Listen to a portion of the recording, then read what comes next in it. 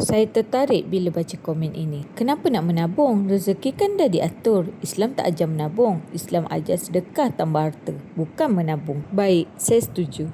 Sedekah memang membuka pintu rezeki. Tetapi sebagai umat Islam, kita memang diajar untuk memberi. Tapi pada masa yang sama, Islam juga mengajar tentang perancangan keuangan dan simpanan. Malah dalam Al-Quran sendiri ada diceritakan tentang pengurusan hasil dan juga simpanan ketika zaman Nabi Yusuf AS.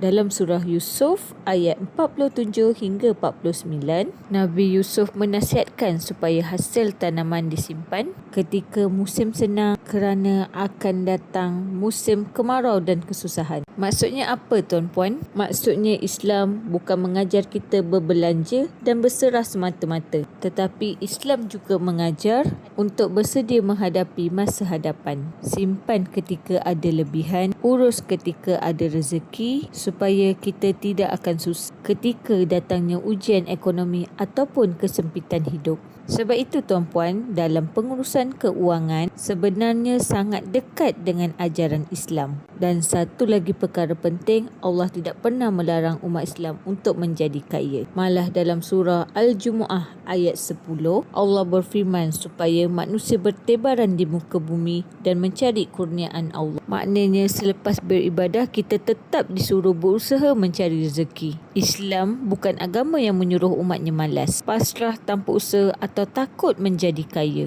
Yang Islam melarang adalah tamak, menindas, riba dan cinta dunia sampai lupa akhirat. Tetapi mencari rezeki yang halal, membina aset, mengukuhkan keuangan keluarga dan membuat simpanan, itu semua sebahagian daripada tanggungjawab. Kerana tuan-puan, bila keuangan stabil, kita lebih mudah bersedekah, lebih mudah bantu ibu bapa dan juga lebih mudah untuk bantu orang susah. Dan akhirnya kita lebih tenang beribadah. Sebab itu saya percaya sedekah dan simpanan bukan dua perkara yang bercanggah. Kita boleh bersedekah, dalam masa yang sama kita juga boleh membina simpanan dan juga aset untuk masa hadapan. Semoga perkongsian saya ini bermanfaat dan boleh follow untuk info lanjut berkenaan dengan emas. Jumpa lagi.